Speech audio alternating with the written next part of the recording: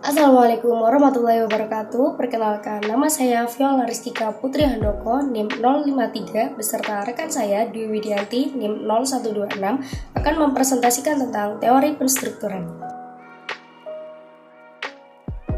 Tony Giddens percaya bahwa institusi sosial diproduksi, direproduksi, dan ditransformasi melalui penggunaan aturan yang ada. Sedangkan menurut Poole dan McPhee, teori ini menjelaskan tentang bagaimana suatu kelompok bekerja secara strategis untuk mendapatkan informasi dan sumber daya yang ada untuk kelompok dan organisasi. Sedangkan menurut David Seybold dan Croman Myers, mereka menjelaskan bahwa institusi sosial dipengaruhi oleh adanya interaksional antar anggota, seperti menampung pendapat, menyebarkan informasi, dan sejenisnya. Institusi inilah yang akan digunakan dalam fokus teori penstrukturan. Asumsi teori penstrukturan yang pertama yakni kelompok dan organisasi diproduksi serta direproduksi dengan tindakan atau perilaku. Maksudnya di sini adalah setiap perilaku yang kita lakukan pasti akan menghasilkan suatu gagasan yang baru. Sama halnya dengan setiap kita berbicara kepada orang-orang baru, kita pasti akan memulai awal yang baru, harapan baru, peraturan-peraturan yang baru, ataupun menegaskan peraturan yang sudah ada sebelumnya. Aturan komunikasi berfungsi sebagai media untuk, hasil dari, dan interaksi. Seperti yang kita ketahui, setiap komunikasi pasti ada interaksi yang mana interaksi tersebut pasti menghasilkan suatu informasi. Nah, informasi inilah yang akan disebarkan melalui media-media yang ada.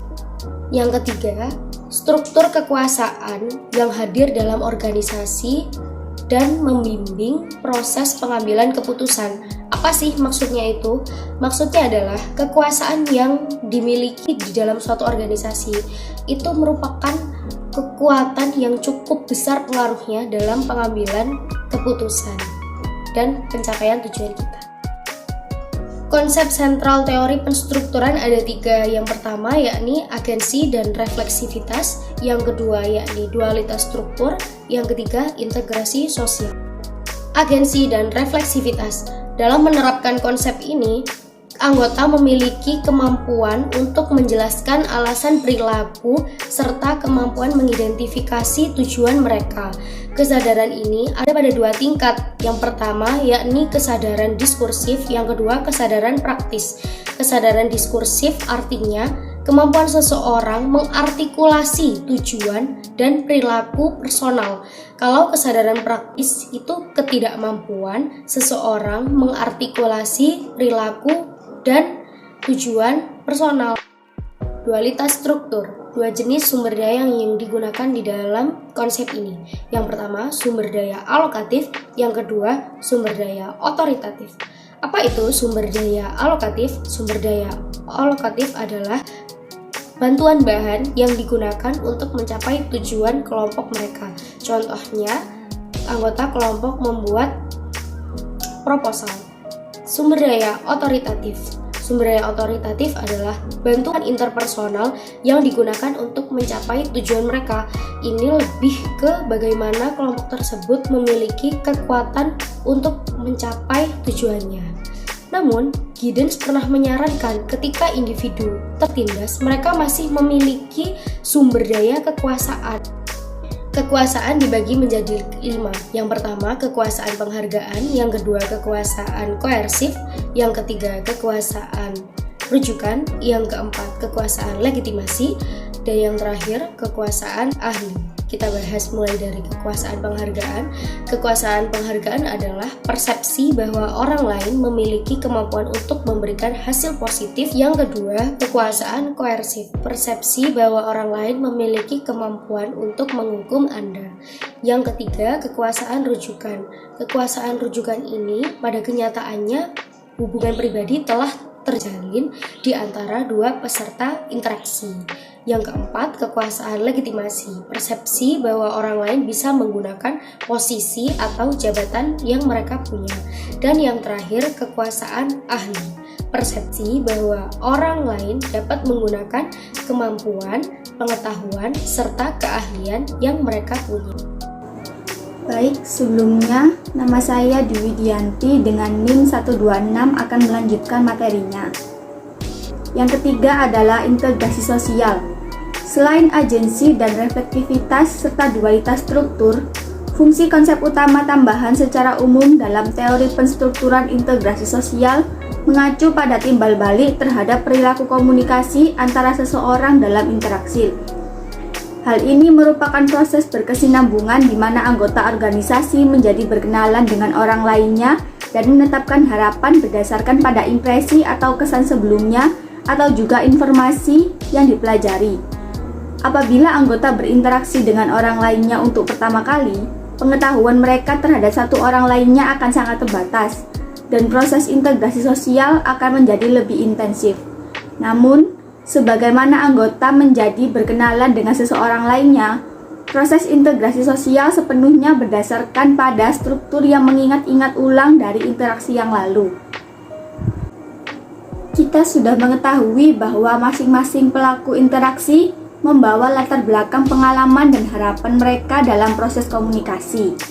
Namun, sebagaimana dengan anggota organisasi, individu juga membawa pengetahuan untuk situasi yang utama untuk mengubah berdasarkan pengaruh baik sumber daya internal maupun eksternal. Seperti kita mendapatkan rasa bahagia kita dan lainnya nyaman dalam sebuah kelompok, kita mulai mengomunikasikan dan bertindak dengan cara yang mengindikasikan peran yang kami harapkan pada tiap masing-masing anggota untuk memenuhinya. Harapan untuk pola perilaku ditetapkan, namun harapan tersebut dapat secara potensial mengubah para anggota kelompok yang berinteraksi dan berkembang. Selanjutnya adalah penerapan terhadap waktu dan ruang. Pada dasarnya, ruang dipandang sebagai elemen kontekstual yang memiliki arti bagi berbagai anggota kelompok atau organisasi. Unsur-unsur ruang dan waktu adalah faktor yang memungkinkan kita untuk terlibat dalam komunikasi. Pandangan seseorang tentang kedudukannya dalam kelompok mencakup baik waktu maupun ruang dan memengaruhi keputusan yang dibuat. Sebagai contoh, bukan tidak mungkin bahwa peristiwa tunggal atau satu lokasi telah semata-mata memengaruhi tindakan tim untuk meminta perubahan dalam kebijaksanaan perusahaan. Sebaliknya, itu adalah serangkaian pengalaman dan referensi yang merupakan hasil dari sejarah manajerialnya sendiri dan mungkin bahkan pengalamannya sendiri sebagai seorang karyawan dalam suatu organisasi yang telah memengaruhi pilihan tindakannya. Selanjutnya, integrasi, kritik, dan penutupan. Organisasi adalah bagian utama dalam kehidupan kita. Diperkirakan bahwa karyawan perusahaan menghabiskan 90% dari waktu mereka dalam pertemuan kelompok atau tim. Bahkan 54% karyawan menghabiskan sampai 30% dari hari-hari mereka dalam pengaturan tim dan sebanyak 50% dari waktu mereka bekerja dalam suatu tim. Teori penstrukturan adaptif memberikan kerangka kerja yang penting untuk memahami peluang komunikasi ini. Di antara kriteria yang relevan untuk mengevaluasi teori, kami mengidentifikasikan dua hal untuk kita diskusikan, yaitu ruang lingkup dan parsimoni. Yang pertama adalah ruang lingkup. Teori penstrukturan adaptif dapat diterapkan untuk berbagai pengaturan sosial yang melibatkan tim dan kelompok-kelompok kecil dan sejumlah interaksi komunikasi. Sebagaimana dicatat sebelumnya, bidang komunikasi yang telah menerapkan teori dengan keberhasilan yang paling teoritis adalah komunikasi organisasi dan komunikasi tim atau kelompok. Yang kami perhatikan selama ini yaitu bagaimana struktur yang dibuat dalam organisasi mempengaruhi komunikasi dan keputusan. Namun, beberapa kekhawatiran yang berkaitan dengan teori ini terdapat luasannya. Dengan diskusi tentang aturan, sumber daya, kekuasaan, dan wacana, akan terlihat bahwa teori ini mencoba melakukan terlalu banyak pada satu waktu. Memang dalam ulasan teorinya, Rob Stones menegaskan bahwa teori Giddens harus lebih jelas, ketat, dan lebih sistematis daripada yang Giddens telah lakukan selama ini mengenai karakteristik khas dan mendefinisikan teori penstrukturan adaptif ini. Yang kedua yaitu parsimoni. Stephen Bank dan Patricia Riley menunjukkan bahwa teori penstrukturan adaptif sulit untuk dibaca dan dipahami. Bank dan Riley menyajikan banyak konsep ketika mereka memeriksa proses yang rumit tentang bagaimana organisasi dan kelompok membangun komunikasi mereka dan mengambil keputusan. Saran mereka untuk orang-orang yang meneliti teori ini dalam upaya untuk memahami organisasi dan kelompok adalah untuk mulai dari awal. Hal ini membutuhkan wawasan dan pemahaman tentang aturan historis yang membawa ke sebuah organisasi oleh masing-masing anggota. Dan ini adalah tugas yang sulit untuk dicapai. Dalam komentar Daniel Brogger, ia mencatat bahwa teori membutuhkan waktu dan upaya pada bagian di mana sarjana tidak akrab dengan teori sosial dalam teori umum dan penstrukturan khususnya untuk data menguasai teori comprehensive guidance ini. Sekian presentasi yang bisa kami sampaikan, kurang lebihnya mohon maaf. Wassalamualaikum warahmatullahi wabarakatuh.